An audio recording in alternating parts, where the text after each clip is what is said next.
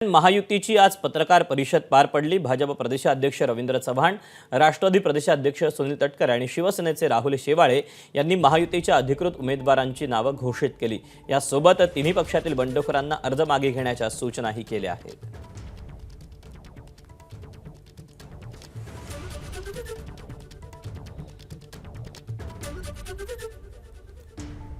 काही बंडखोर म्हणून काही अर्ज भरले असतील तर माझी त्यांना विनम्र विनंती आहे की त्यांनी वरिष्ठांशी बोलून, नेत्यांशी बोलून ते अर्ज मागे घ्यावेत अशी त्यांना विनंती आहे। आणि येणाऱ्या काळामध्ये पार्टीसुद्धा त्यांच्या बाबतीमध्ये सकारात्मक येणारी महामंडळं असतील किंवा समित्या आहेत यामध्ये कुठेतरी पॉझिटिव्ह विचार करणाऱ्या याही संदर्भातला निर्णय हा कालच्या बैठकीमध्ये महायुतीच्या सर्व नेत्यांनी घेतला आहे।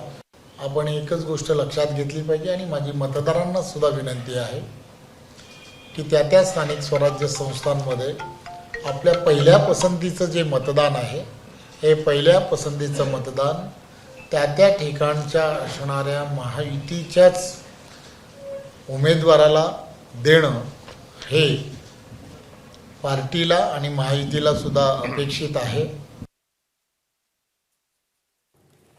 तेव्हा आगामी काळात अर्ज मागे घेणाऱ्यांचा विचार करू असं रवींद्र चव्हाण यांनी म्हटलेलं आहे। तेव्हा महायुतीच्या सर्व नेत्यांनी मिळून हा निर्णय घेतल्याचं आज पत्रकार परिषदेमध्ये सांगितलेलं आहे। तेव्हा आणि जे महायुतीचे अधिकृत उमेदवार आहेत 17 त्यांची नावही या पत्रकार परिषदेतून त्यांनी घोषित केली। एबीपी माझा, उघडा डोळे बघा नीट।